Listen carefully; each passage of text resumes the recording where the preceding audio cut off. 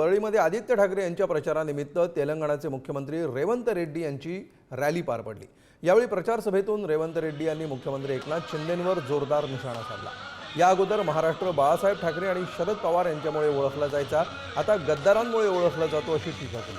दरम्यान रेवंत रेड्डी वरळीमध्ये प्रचारासाठी आल्यामुळे मनसे उमेदवार संदीप देशपांडे यांनी उद्धव ठाकरेंवर निशाणा साधला।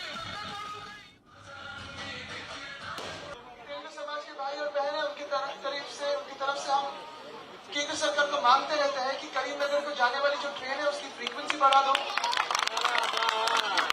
और जैसे इंडिया की सरकार बनेगी केंद्र में तो वो तो हम करेंगे ही। वर्षाताई तो अभी हमने दिल्ली को भेज दिया है, वर्षाताई को। लेकिन और एक मुझे चीज करनी है जिसके लिए मुझे आपकी यहाँ प्रेजेंस लगेगी। जैसे हमारी सरकार बनने वाली है, यहाँ हम एक तेलुगु भवन बनाने वाले हैं, उसके उद्घाटन के लिए आप हमें चाहिए। बराबर ना? आज के तारीख में एकनाथ शिंदे, अजित पवार, मिलिंद देवरा, ये तीनों धोखेबाज लोग मिलकर, गद्दार लोग मिलकर मुंबई को गद्दारों का अड्डा बनाने के लिए कोशिश कर रहा है। इसीलिए एक वोट से 3 गद्दारों को खत्म करने का मौका अपने भाइयों को मिला, अपने करीमनगर भाइयों को मिले, अपने निजामाबाद भाइयों को मिला। इसीलिए मेरा एक ही गुजारिश है, अपने छोटे भाई आदित्य ठाकरे को आप जिताओ। सरकार बनने के बाद मैं खुद आऊंगा, वो मंत्री बनेगा, मैं मुख्यमंत्री बोनस में आपके काम करने के लिए मैं इधर आऊंगा, मैं हाथ दूंगा।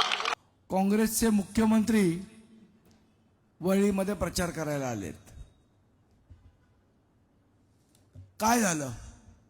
फाटली?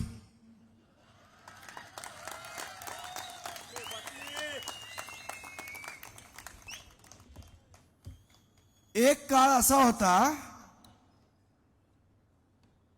की हिंदू हृदय सम्राट सन्माननीय बाळासाहेबांना बाहेरच्या राज्यात बोलवणं यायचं की साहेब तुम्ही एक इथे येऊन भाषण करा, लोकांना तुमचे विचार ऐकायचे आहेत।